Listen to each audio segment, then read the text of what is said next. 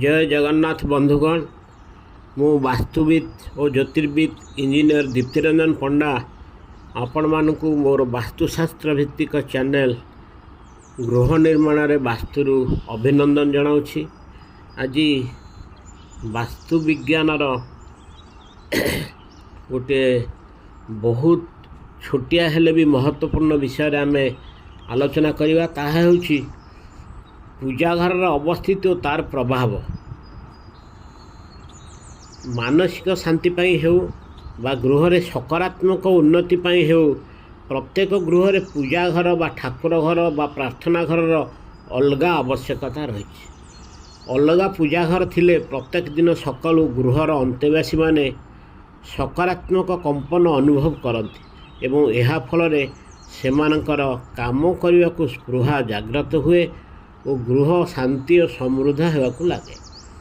वास्तुमत पूजा घर पर निम्नलिखित सूत्र ग्रहण करी निर्माण करवा उचित। सदाबले पूजा घर ईशान्य कोण बा उत्तर पूर्व कोण रे करवा सबुठारु भल नहले यह पूर्व दिग बा उत्तर दिगरे करा जाई पारे। पूजा कला बेले आमर मुह सदाबले पूर्व बा उत्तर दिग को हेबा विधेय।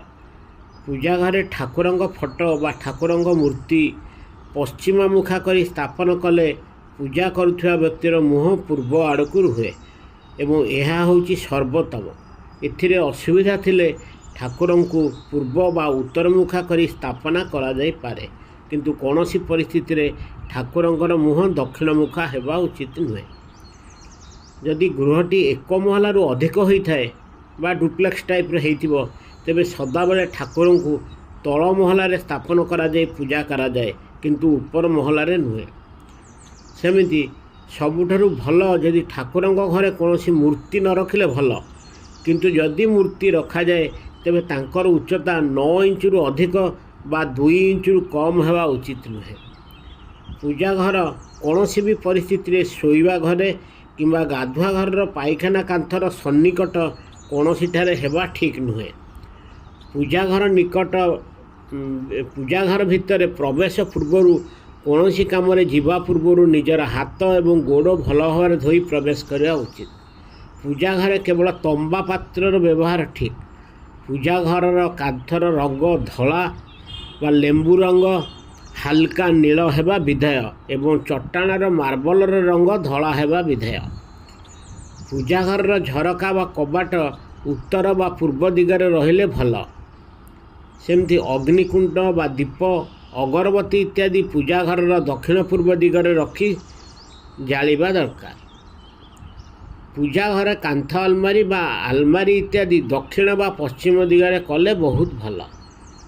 जदि किसी वास्तुदोष थाए पूजा घर ताकू केमती निराकरण करवा जगार अभाव थिले पूजा घर दक्षिण पूर्व दिग को छाड़ी अन्य जगार करा जाई पारे किंतु ठाकुरं को सही कोठरीर जोठी हो जो दिगरे हो किंतु से जो बा जो मंडल हो किंतु जो कोठरी हम से कोठरीर उत्तर पूर्व कोण रे स्थापन करी पूजा करवा विधेय।